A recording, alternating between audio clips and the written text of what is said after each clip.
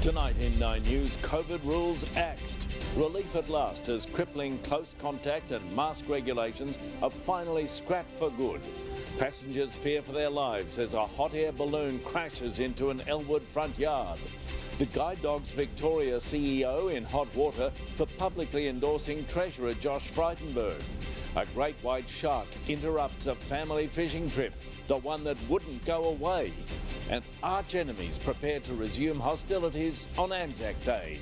This is Melbourne's 9 News with Peter Hitchener. Good evening. From midnight Friday, Victoria will be closer to COVID normal than ever before, and just in time for the long weekend. The Health Minister has scrapped a raft of restrictions that have hamstrung our way of life, leaving very few in place. But critics aren't convinced they'll be gone for good. Stephanie Anderson begins tonight's coverage. It's been a while since we've seen them side by side, but today it was back to the familiar for the next big step. And that's confirmation that the bulk of what's left of our COVID rules are days away from being ditched. With these vaccination levels, we've got enough inbuilt protection as a community that further restrictions are really not proportionate. So from midnight Friday, the vaxxed economy expires and Victorians won't have to be double dosed or QR code check-in at pubs, cafes and restaurants. Staff in those venues will also no longer need face coverings. Neither will school students, retail workers or crowds at events of any size. But those on public transport, in Ubers and at the airport do. We tend to follow what we see around us, so you can be a model for other people in wearing your mask. Positive cases will still have to stay home for a week, but close contacts will be spared 7 days ISO.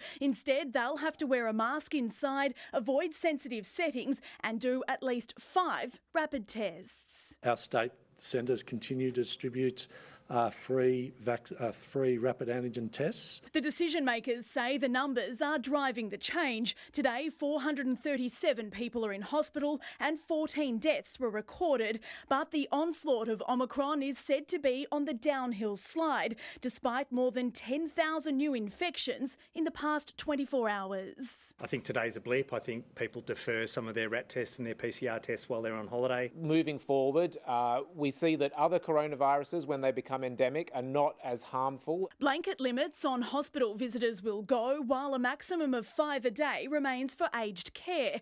And with 67% of adults now boosted, vax mandates for workers are sticking around too. The existing double and triple dose requirements still the reality. People are allowed to go into a pub, they're allowed to go into a restaurant, and yet they're not allowed to work. There's certainly very little argument remaining for vaccine mandates in non-healthcare settings. I've made a recommendation of a transition out of those mandates, but they need to be worked through industry by industry. The state government says that's steady and sensible. Others are yet to be convinced. They're easing it now, but you cannot trust the government not to put more restrictions in place and lock us down again. We shouldn't sit on our hands in this space and say there's no chance of a future significant wave. That remains a possibility. Now, Steph, health experts say we're not out of the woods yet. That's right, Pete. It's not over was a pretty strong theme in today's restrictions announcement, with the Chief Health Officer urging anyone yet to get a booster or a 4th dose of COVID vaccine, if they're eligible, to go out and do it ahead of winter. We're obviously heading into those colder months, and with it comes flu season. So Victorians are also being encouraged to roll up their sleeve for a flu jab, because we're moving around and doing more than we have for the past couple of years. And the Health Minister is predicting it will be a challenging winter. Pete? Stephanie Anderson, thank you. The rule changes are a welcome relief for staff in the hospitality and retail industries after several difficult years. Heidi Murphy's in Carlton tonight. Heidi, it can't have come soon enough for some workers. Exactly right, Pete. Relief is a word I have been hearing a lot of today, including here at King and Godfrey. Relief that signs like this will be packed away in time for the Saturday morning breakfast rush, and relief that there's not long left in these masks. Shannon Mumford's done 2.5 years at this Roval supermarket. Hi, how are you? Just making sure everything's okay? Yeah, everything's fine. Perfect. And can't remember her last shift without a mask. Not at all. It's been a long time. Store manager Adam Smith says most will be relieved to have it over. The masks are a challenge for us. physically working long days and having these masks on all the time, it's quite exhausting. A view widely shared. I just can't wait to not be wearing a mask again. Be wonderful, yes. For employers, the isolation rules for household contacts have been the most frustrating. It's really put pressure on myself. I had to jump in the deli or jump on the register to help because we just can't get enough hands on. And having staff isolating has been a huge nightmare for our industry since we've opened last November. Keeping tens of thousands of healthy people at home when they could be and want to be at work has been plainly ridiculous, and we should have been at this point weeks, if not months ago. We know from businesses that their single biggest issue has been staff shortages, and today's announcement will clear that up. No longer needing staff on the front door, welcome too. We've had people on our doors checking in since the start and checking some vaccinations and checking in. Removing all that obviously frees up a staff member to do other things. In Glen Huntly, Grant Stutzel and his family are on day 3 as household contacts. Been a bit of a challenge. And while they'll now be released earlier, I don't see what the difference would be between being tomorrow and Friday night. It would be much simpler for myself and for the mental anguish it causes for the kids. Public transport users aren't surprised by the decision to keep masks on, but they are being urged to do better. I'd like to see more people wearing masks on public transport. It's not fantastically high. Overall, a positive response to the rule changes. We get to put COVID firmly in the rearview mirror. The news filtering even to school kids on holidays. We're not going to be wearing masks anymore at school, and that's really exciting. It's just going to be really great. Heidi Murphy, 9 News. Passengers on board a hot air balloon that landed in an Elwood front yard say they feared for their lives. Mimi Becker tells us their early morning joyride skimmed across trees and smashed into buildings during 9 minutes of terror. On the hot air balloon's maiden flight, a joyride turned emergency, running out of fuel and heading straight for houses. On board, 12 passengers bracing for impact. We okay? Back in the air and skimming over trees. Eventually we just heard him yell out, "Everyone brace," and then we crashed into someone's al fresco dining area and just obliterated that on the top of their apartment. For the next 9 minutes, the panic set in. Sarah, we're crashing. I love you. I just squat down and closed my eyes. I didn't see anything happen and I was just very, very scared. In between, moments of pure calm. Before eventually crash landing through trees dangerously close to power lines outside an Elwood apartment block. At the helm of the balloon, pilot of 27 years, Nick Brow. We had a malfunction with the valve that releases the hot air from the top of the balloon, so I was losing heat. On the ground, safe and sound, nervous smiles from the group as they posed for a photo. So what I was trying to do is just get it down to the beach and put it down safely there. We're 200 metres short, a bit unlucky. Exactly how and why the valve may have malfunctioned will now form a key part of the investigation led by the Australian Transport Safety Bureau. The ATSB will publish a final report at the conclusion of the investigation. This will detail the full nature of the accident, contributing factors and any safety issues that we identify. While those on board are already counting their blessings. I feel lucky, yeah. Yeah, it's a bit of a grandma thing to say, you need to buy a Tats Lotto ticket, but that's what Darren said. Mimi Becker, 9 News. A clear and present danger is emerging on our doorstep tonight after the Solomon Islands signed a security pact with China. Prime Minister Scott Morrison's been accused of one of Australia's biggest foreign policy failures since the Second World War. Here's Chris Ullman. While the election campaign rolled on in Australia, with more than $60 million pledged for defence jobs in Adelaide, a strong economy means a stronger future. And a fight over pay and conditions in Brisbane, the cost of everything is going up except for people's wages. In the Solomon Islands Parliament, Prime Minister Manasseh Sogavare confirmed his nation had struck a security pact with China. Let me assure the people of Solomon Islands that we entered into an arrangement with China with our eyes wide open. China's propaganda machine whirred into action. China has always been a builder of peace and a promoter of stability in the South Pacific region. The US and other individual countries have been smearing China for no reason. But Beijing's smears are Australia's very real fears. I think what we'll see is an attempt to do what China has done in the South China Sea, which is to build a naval base. And that would be a real and present danger. What a military base would do is create a threat to Australia from our east coast, which we haven't seen since the Second World War. We don't particularly want another version of a little Cuba off our coast. In a campaign where the coalition is parading its national security credentials, Labor took aim at the government's much-touted Pacific Step-Up strategy. This represents the worst failure for Australian foreign policy in the Pacific since the end of World War II.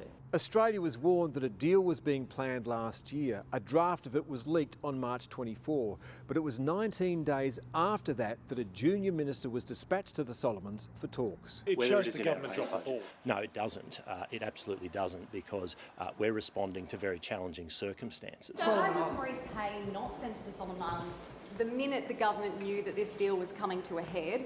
And is it a failure of your Pacific Step-Up program? No, I think, no, absolutely not.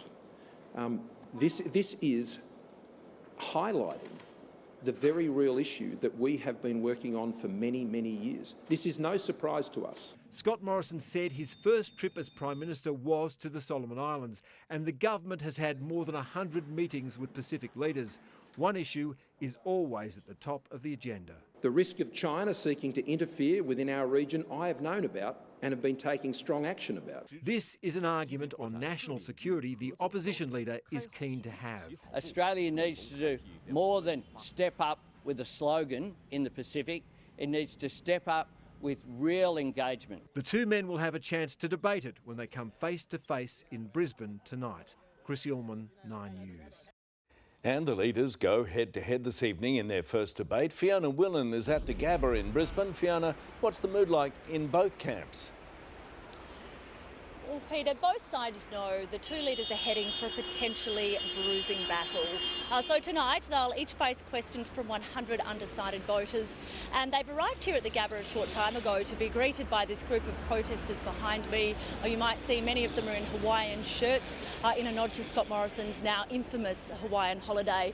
Anthony Albanese has spent the afternoon here in Brisbane preparing, because after his rocky start to the campaign, he knows that he can't afford to set a foot wrong. While the Prime Minister has touched down from Adelaide a short time ago to be met by this not-so-friendly welcoming committee. Pete? Fee, thank you. Fiona Willan. Meanwhile, Guide Dogs Victoria may have breached charity rules after the organisation's CEO publicly endorsed Josh Frydenberg for re-election in Kooyong. But the Treasurer has dismissed the scandal as confected outrage. Reid Butler reports. Politics is a dog-eat-dog world, but there are rules, and this charity stands accused of breaking them. They should not be in the business of endorsement. Guide Dogs Victoria CEO Karen Hayes now on a short leash after she publicly backed member for Kooyong Josh Frydenberg for re-election. He always checks in. You know, I would get a call from him probably every few months just to see how things are going. And no amount of puppy dog eyes can spare the organisation the ire of the charity regulator. If I find there's a disqualifying purpose, then I'll remove the charity from the register and it loses all of its taxation privileges. But the Treasurer says critics are barking up the wrong tree. We're talking about organisations that I have had an association with for more than a decade. They're simply reflecting the work that I have done with them. Guide Dogs Victoria distancing itself and claiming ignorance, releasing a statement. The board has launched an internal investigation and requested that this material be immediately removed from circulation. Winning Kooyong will be no walk in the park for Josh Frydenberg. Nipping at his heels, independent Monique Ryan, an underdog who could soon be top dog. This is our money that's gone to charity organisations, and now our Treasurer is using that for his own political ends, and that is unacceptable. It's confected outrage, and the reality is an inconvenient truth for these fake independents. Reid Butler, 9 News. A 15-year-old girl was killed as she walked along a road in Baxter. She was struck while on her way to a sleepover. Lana Murphy's following the story. Lana, it happened in front of two of her friends. That's right, Pete. The three teenage girls were walking along the shoulder of Fulton's Road in Baxter before 8 p.m. last night. They'd just been to the shops and were walking back to a property nearby, a little over a kilometre away with their groceries, when suddenly a 15-year-old girl from Caulfield South was struck from behind. The force of that car sent her flying into the air in front of her friends and horrified motorists who stopped to help and ran trying to save her life. One of the first responders, an off-duty emergency department nurse who immediately commenced CPR. We saw her run out of the car just yelling at help, so that's when we got out, ran over there and saw what happened. No, everyone helped and did the best that they could. Fulton's Road is relatively remote. It's dotted by lots of rural farming properties. There's no footpath or lighting. And last night, the grassy area where the drainage is would have been flooded from the rain. Definitely not a good place to walk, but there's no other real option, and that's the bad thing, you know. It's so poorly lit, and the Peninsula Link Trail finishes at the Golf Links Road intersection just there, and it's about this 2 kilometre stretch of road here where there's no footpath. Pete, police tell me the 19-year-old driver had just finished her shift at work. She was less than a minute into her journey home to Aspendale Gardens when this happened. She stopped immediately. Police say she is absolutely distraught but is cooperating, and so far, Pete, there is no indication that there was any level of distraction. Lana Murphy reporting. For nearly a century, Legacy has supported the families of fallen soldiers. Today it announced a journey and celebration befitting the milestone, a torch relay spanning 3 countries to raise millions of dollars. Adam Hegarty with the details. Primrose Wilson, the 4-year-old who'll never meet Dad. Joyce Quinn, the 99-year-old World War II widow, together with their new family, where the stories are common and the emotions raw. Wrapped her arms around her legs and looked up and said, "It's okay to cry. I cry about it a lot too." At the shrine, the lighting of their beacon. A prelude to the Legacy Torch 6-month relay. From Anzac Day next year, it will travel from Pozières, France to London and Australia's 45 Legacy clubs, commemorating the charity's 100 years supporting families of the fallen. I do say a lot that Legacy saved my life. It sounds a bit dramatic, but it's actually very true. I've always felt that Legacy was behind me. Legacy was born on the Western Front, a soldier promising a dying mate he'll look after the missus and the kids. So that's where the Torches trek begins as well. That's 50,000 kilometres to be carried by 1,500 torch bearers, all with the same century-old proud tradition to raise funds for families. The goal, $10 million. The torch be yours to hold it high if ye break faith with us who die. On a gloomy day, the passion clear on faces and in their words. There is a promise that we can keep. We can all keep. And that promise is Legacy. Adam Hegarty, 9 News. Now with a look ahead to sport, Tony Jones. Thanks, Pete. Good evening. Among our stories tonight, Eddie Maguire will join us live with exclusive details of a radical plan to overhaul the umpiring department. Also tonight, the skippers vow to give their all in the biggest home and away clash of the season. The word effort has been thrown out there and no one goes out there not to try. Feels like a finals game and the atmosphere is just unbelievable. Maxie becomes king of the kids as the Saints continue to reign supreme. But this is the comeback kid they'll be facing on Friday night. Also, and in basketball, has the sun set on Phoenix's finals hopes with a big-name injury. And speaking of injuries, people have some breaking news on an injury at Hawthorn. OK, thank you, Tony. Ahead in Melbourne's 9 News, up in flames, a Canterbury home damaged by fire while the owners are overseas. Prince Harry opens up in another tell-all interview, and some early morning downward dog at the Loom.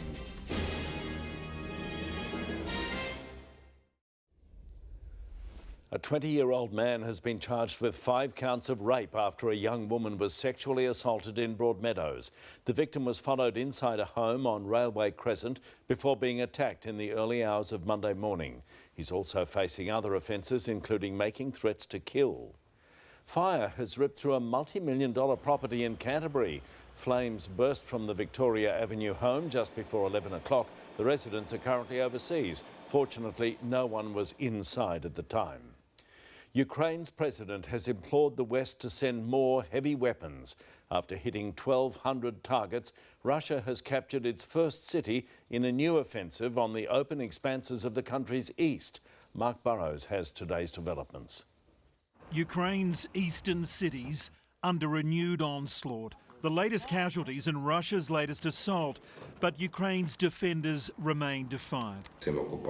Kharkiv's security chief saying death will be awaiting for them at every corner, every opening. Hunger is forcing civilians to run the gauntlet for aid. In Mariupol, many weren't so lucky. The devastation almost total. But against all the odds, the last pocket of resistance hangs on. President Zelensky saying the situation there is extremely severe, and it was now or never to stop Russia's advance across the open plains of the east. A new offensive, but an old front line. Ukraine has been digging in here since 2014. The US says its howitzer field guns would be there in coming days. But in a leaders' conference, not everyone was so vocal about sending hardware. France and Germany deafening in their silence. A renewed offensive and a renewed exodus. Thousands in the path of the Russian advance, heeding the call to flee. There are Russians there now. There are shellings every day, says this woman. They're going house to house. That's why we took our children and decided to move to a safer place, leaving loved ones behind to fight what is seen as just the beginning of the end. Mark Burrows, 9 News. The palace is holding its breath ahead of Prince Harry's latest televised interview, opening up about his life in California with wife Meghan. The Duke of Sussex sat down with American network NBC at the Invictus Games in the Netherlands. Harry also discussed his recent surprise visit to the Queen. Both Meghan and I had tea with her, so it was really nice to catch up with her. And you know, home for me now is you know, for the time being, it's in the States, and it feels that way as well. He also said he wanted to make sure his grandmother is protected. Hundreds of lucky yogis have been treated to a class surrounded by some of the world's finest art at the Loom. The digital art gallery, known for its recent Van Gogh exhibition, creates an immersive experience, which today was the setting for the yoga session. The constantly changing backdrop created the perfect atmosphere for this morning's class. Lavinia's along now. Cold start this morning, Lavinia. Oh, Pete, yoga would have been the perfect way to warm up, provided you could get out of bed. After recording our coldest day of the year so far yesterday, the city dropped to 9 degrees just before 5:30 this morning, its lowest minimum in more than 5 months. Then the maximum fell just short of 20. Around town, Yarra Glen was our coldest spot overnight with a low of 5. Ferny Creek dropped to 6 degrees while Epping fell to 7. And the cooler temperatures are set to persist. A weak cold front will cross southern Victoria tonight, and while there isn't a lot of rainfall expected with this system, the southerly winds behind it will have an icy bite. So Pete, we can furlough the umbrella for a little while, but puffer jackets are definitely in order. Oh, you think? You've never seen me in one. Thank you very much, Lavinia. A man's been charged over a deadly hit run in Abbotsford. Those details next. Plus, swim teacher crisis, a new campaign to recruit more instructors. And Johnny Depp testifies, accusing his former wife of lying.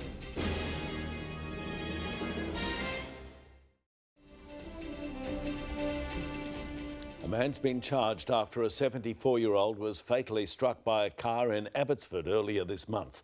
The 69-year-old driver allegedly hit the pedestrian as he crossed Johnston Street at the intersection of Hoddle on the morning of April the 10th. He's been charged with dangerous driving causing death and has been bailed to appear in court on Friday. Johnny Depp has revealed to a New York court intimate details about his life and marriage to Amber Heard. The actor is suing his ex-wife for defamation, claiming he's never raised his hand to a woman. More from Amelia Adams. A celebrity drama made in Hollywood playing out in a Virginia courtroom. The star performance, Johnny Depp, determined to clear his name. One day you're Cinderella, so to speak, and then in 0.6 seconds you're Quasimodo. Denying Amber Heard's accusations of domestic abuse. There were arguments, things of that nature. But never did I myself reach the point of striking Miss Heard in any way. In extraordinarily candid testimony, the Pirates of the Caribbean star detailed an abusive childhood at the hands of his mother. The verbal abuse, the psychological abuse was almost worse than the beatings. Opening up about his history of drug and alcohol abuse, unlikely rise to fame, and the first year of his relationship with Amber Heard. She was loving, she was smart, she was kind, she was funny. But things soon turned nasty, and in 2015, while filming in Australia, allegations Depp attacked his wife during a drug-fuelled rage. He says Amber Heard attacked him, severing part of his finger. Did you ever witness him physically abuse Miss Heard? No, never. The trial centres on an opinion piece Amber Heard wrote for the Washington Post in 2018 about surviving domestic abuse.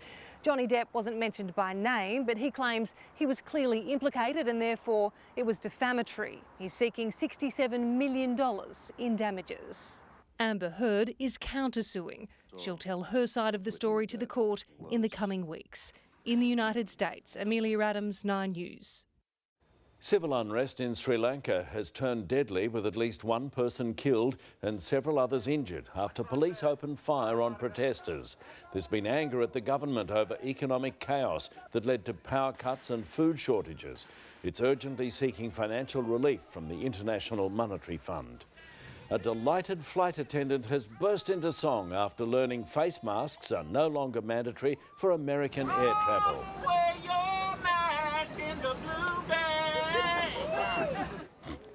Face coverings are now optional on all US public transport. Hundreds of swimming teachers are urgently needed after numbers drastically dried up during the pandemic. As Maggie Rayworth explains, a new recruitment drive is aiming to save young lives. Tracy Tooney's children, Emma and Matthew, have missed countless swimming lessons due to the pandemic. With swim centres closed during Melbourne's lockdown, she fears her kids are lagging behind in the water. Because they haven't been able to have those extra, or the lessons that they would have had, that then they're more at risk of drowning and bad things happening. Closures force swim schools to let instructors go, and now there's a shortage. Lessons are constantly being cancelled and children are missing out. Since announced in December, 120 people have signed up to an initiative set to overcome the lack of swimming teachers in Victoria. Dive right in and don't hesitate. It's been such an exciting swim coaching journey for myself, and I've just embraced it. It's a $3.4 million partnership between Swim Coaches and Teachers Australia and Jobs Victoria to hire new part-time instructors. 160 more are still needed. They'll be paid as they learn. That means that staff are more engaged and more long-term. New recruits will receive tailored support, including job training and mentoring. They'll also, of course, learn vital life-saving skills like CPR and first aid. It is the most rewarding job you can do. Seeing the smile on the kids' face every week they come in for their lesson. We are desperate for swim teachers. We need employers to employ those swim teachers. We need you. People interested in joining the program can apply here. Maggie Rayworth, 9 News.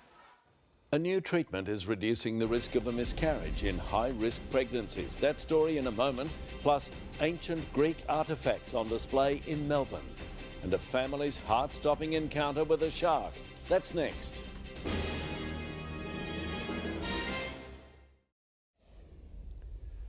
A 23-year-old man has been charged with the murder of a popular Geelong tradesman almost a year since his death. Ashley Feetham today fronted the court accused of the killing after father Dylan Bond was stabbed outside a Thompson unit in April last year. Feetham requested medical attention for his hand, which was sliced during the altercation. Finance now, the ASX is closing in on a record high following a slim win to finish the session. The health sector helped lift the market while materials weighed heavily. Our dollar's up against the major currencies, and it's buying 74 US cents. Australian women at high risk of miscarriage will now have better access to a new hormone therapy. As Penelope Learsh reports, the treatment can help reduce the risk of losing a baby in the early stages of pregnancy. 8-month-old Reese is happy and healthy.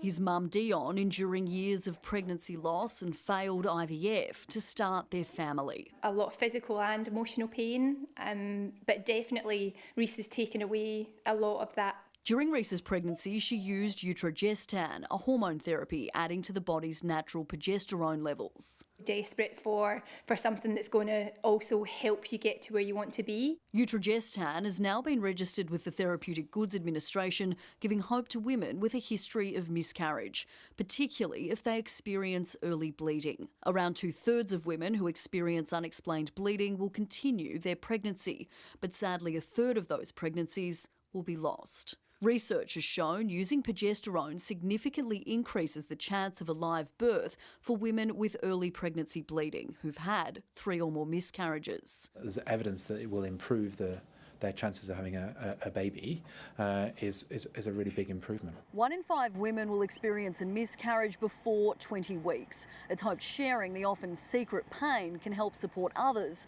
but also help fuel further research. We do have hope for treatments, and I'm sure that as well as this treatment there'll be further things that remain in research that will come out. Just one of the reasons Dion is sharing her story. To give people, again, that hope to keep going, because it can be a really long and difficult journey. Penelope Learsh, 9 News. Dozens of precious Greek artefacts are being displayed for the first time ever outside of their homeland. The 44 works at Melbourne Museum paint a picture of ancient Greek society, some dating as far back as 2,500 years. These objects are exquisite in terms of the technique, the craftsmanship. The display will open to the public this Saturday. A family fishing off the Western Australian coast have attracted an unwanted nibble. A great white shark circled their boat before sinking its teeth into their motor. Tracy Vo met them. A leisurely day on the water for the Tuckfield family turns into terror.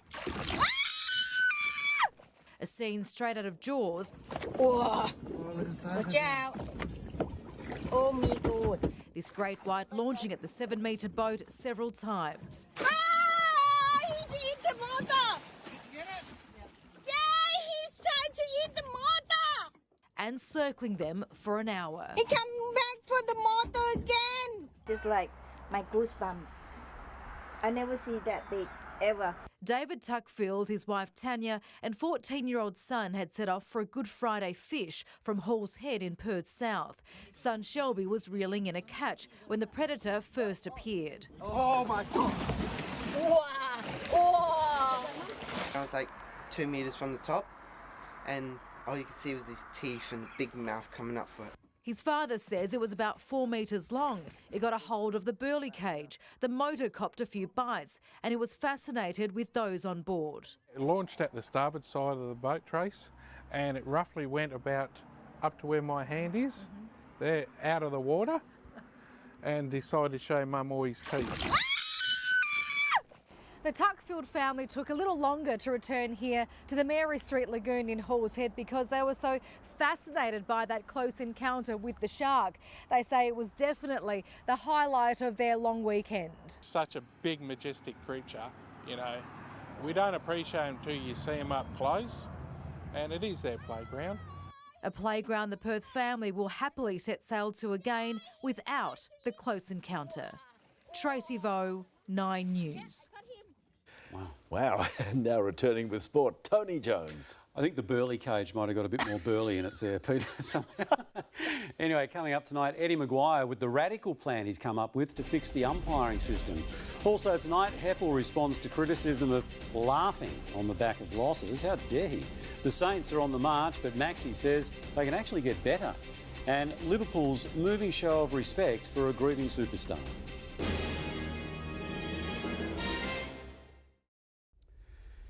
Essendon skipper Dyson Heppell has defended his side's woeful start to the season, adamant the finals are still within reach. The Bombers enter Monday's Anzac Day clash with Collingwood, just one win to their name. But as Alicia Mewling tells us, they're not straying from the plan. With 23 showings between them, Dyson Heppell and Scott Pendlebury have experienced every Anzac Day lead-up. This year, the heat is on the Bombers. The word effort has been thrown out there and no one goes out there not to try. A 48-point loss to Fremantle has Dyson Heppell's men languishing in the bottom four. Their defence a key concern ahead of Monday's must-win clash against Collingwood. You take things to heart at times, but internally you've got to try and steady the ship. According to the skipper, it's a ship that can still be steered towards September if the Bombers stay the course. Heppell staring down criticism of their on-field demeanour on last week's final siren. It's part of the game, it's sportsmanship. You know, I'm not going to cry and sulk the whole time and be a bad sport. The Pies too have some work to do after Craig McRae lamented another honourable loss. We've had some lapses in games that have been poor, and we need to address those if we want to be 3-3. Fresh from a 10-day break, it is set to be a very different looking Collingwood forward line come Monday, with Brodie Myercheck, Beau McCreery, Jack Ginnivan and Darcy Cameron all available. Youngsters Pat Lipinski and Ben Hobbs are set for their first taste of one of footy's most sacred days. It's, the biggest game of the regular season, so super exciting. And after 15 years, it's an honour not lost on one of the game's greatest. Take a moment to look around and appreciate what you're about to go and do and how lucky we are to do it on such a special day for the country. Alicia Mewling, 9 News. An informed Max King says there's still plenty of room for improvement on the back of St Kilda's flying start to 2022. King has bolted to the top of the goal-kicking table with 16 and today had a bit of a flashback as to where it all began. Clint Stanaway explains. They're the little legends who one day could be getting their kicks for real on the MCG. Oh, well done, very good. It's exactly the dream Max King had when he picked up a footy at Auskick, alongside his twin brother, Ben here on the left, Max on the right. Running around a Saints jumper, I think I had Troy Schwartz's number 40 on my back, which is a bit of a rare one, but I liked his long hair. Nowadays, it's Max who's king of the kids, while on the footy field, King is there. The St Kilda number 12 is tormenting the AFL's best defenders. Teammate Paddy Wright has been so impressed, he's compared Max to a young Buddy Franklin. It's probably a bit ridiculous, and he's very nice guy, Paddy, so he's pretty complimentary there. Max's red-hot start to the season has helped the Saints steal a march on many of their rivals. At 4-1, they sit fourth on the table ahead of a trip to Canberra to tackle the Giants. We're still going out there and putting a bit of pressure on ourselves that we can be one of the best teams. While GWS will walk a little bit taller with Toby Green back in the side, the coach is right under the pump, and Leon Cameron says his future must be addressed at season's end. Because it's not just about going on for another year, it's going on for another 3 or 4 years, and you decide, is the coach the right person? And as the Doggies prepare for the Crows on Saturday, Bevo has revealed more about Lockie Hunter's decision to take another break. Whether it's a month or 2 months or whatever it may be, hopefully we have him back and he's able to play some footy before the end of the year. And as we go to air tonight, the Hawks will feel just a bit deflated on the back of news that Mitch Lewis will miss the Anzac Day showdown on Monday with the Swans. He's been in great goal-kicking form, but has already been ruled out of that match with hamstring tightness. Ned Reeves, he will also miss after dislocating his shoulder in that great win over Geelong, but thankfully, we're told from the club, Toady, it's not as bad as first thought. All right, Clint Stanaway reporting live there. Well, with a big question mark over umpires at the moment, one man reckons he's got the answer. That man joins us now, Eddie Maguire. Eddie, on Footy Classified tonight, you'll outline this bold plan that you took me through a little earlier to overhaul umpiring as we know it. Tell us about it. Yes, Tony, I've spoken to the AFL about this as well over years, but it has come to a head in the last few days, as we know. Stop putting Band-Aids on this and actually come up with a solution. So rip the Band-Aid off and say, how would we set up umpiring if we started today instead of extrapolating over the last 130 years? So what I'd have is 2 goal umpires and then on the ground 4 umpires and 2 at the other end. Get rid of the boundary umpires, get rid of the goal umpires, and as those circles show you there, the umpires then don't have to run 15, 16, 17 kilometres a day and also bounce a ball, an oval ball for a party trick.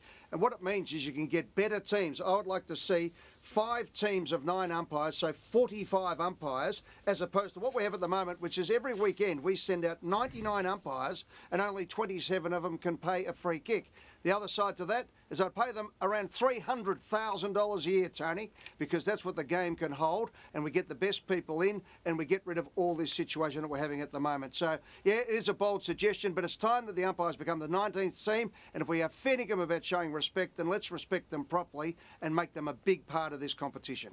All right, so just in 15 seconds, wrapping it up, 8 umpires per team, and they stay as a team for the whole year. Yeah, one on the bench as well to look after the bench, and they can rotate through. They do 2 games a weekend, Tony, so the 4 on the ground would swap with the 4 in the goals, as I said, rotating with the bloke who's on the bench or the woman on the bench. And what we do is we have a dedicated team. We teach them not to over-umpire, and we get this stone out of our shoe so we can concentrate on the game. All right, terrific stuff, and of course we'll hear more of that on Footy Classified tonight. We'll see you then, Ed. See you, Tone. Good work, Eddie Maguire, and that's sure to generate a bit of debate.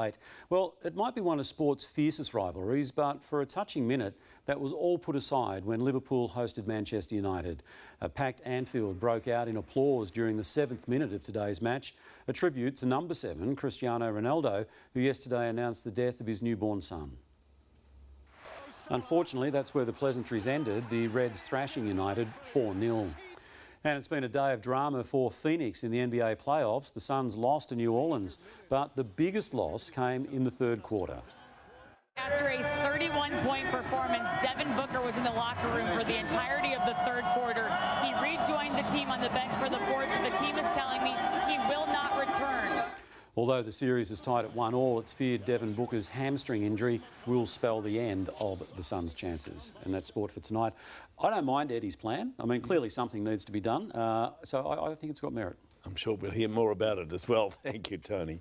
Time to check back now with Lavinia. Any sunny days ahead, do you think? Oh, well, Pete, there are, but we'll have to get through a dreary one tomorrow, I'm afraid. But then we'll enter a stretch of lovely weather. Perfect timing for the long weekend. I'll have the full forecast next.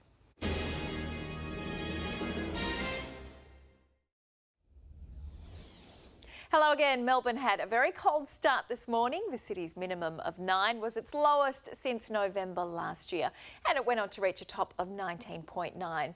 After 2 days of persistent rainfall, that heavy rain band cleared out last night. Light showers lingered today. Wilson's Prom has recorded the most with 6 millimetres. Temperatures were slightly below average at both ends of the day. Bendigo fell to a low of 4 degrees, got down to 5 at Ballarat. Then maximums generally ranged from 14 at Kilmore to 22 at Mildura. If we take a look at the satellite picture, a weak cold front is currently moving across southern Victoria. Most of the rain is staying further south over Tasmania, but there are some cold winds moving in behind the front, so we're in for a very chilly day tomorrow. Then this large high that's moving very slowly will determine our weather for the rest of the week. It will bring settled conditions, but staying cool under southerly winds until at least Sunday. Tomorrow there'll be the odd shower in the south, slightly more frequent through the ranges, but only light. It won't be quite as cold overnight under cloudy skies. Shepparton and Wodonga are set to be our warmest places, heading for 20 and 21 degrees. At the other end of the spectrum, Ballarat is forecast to reach 14. Here in Melbourne, it'll be a pretty dreary day. We could get a drizzly shower or two in the east, dropping to 9 degrees overnight north of the city, low double figures around the bay, then climbing to 16, 17 and 18 degrees. From a low of 11, the city should reach 17, and while the cooler weather is a good excuse to spend the day on the couch, if the kids are getting a bit restless, the NGV has a wonderful interactive exhibition running through to Anzac Day. The Gecko and the Mermaid celebrates the vibrant art and community of the Yolngu people from northeast Arnhem Land, which is known to be one of the oldest living cultures on this planet.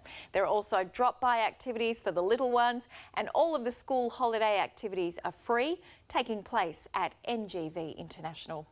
Maximums will start to slowly climb from Friday, 18 degrees, 19 both Saturday and Sunday. It'll be a cool morning for the dawn service, a low of 9, but plenty of sunshine during the day, heading for 22 degrees. 23 on Tuesday and 22 next Wednesday with a possible shower. But it will be much cooler than that tomorrow under light southerly winds. A top of just 17 degrees, and we won't see much sunshine, but it's looking nicer after that, Pete. Good to hear. Thank you, Lavinia. And Melbourne, that's what's news this Wednesday. Tracy's next with a current affair. Enjoy your evening and good night.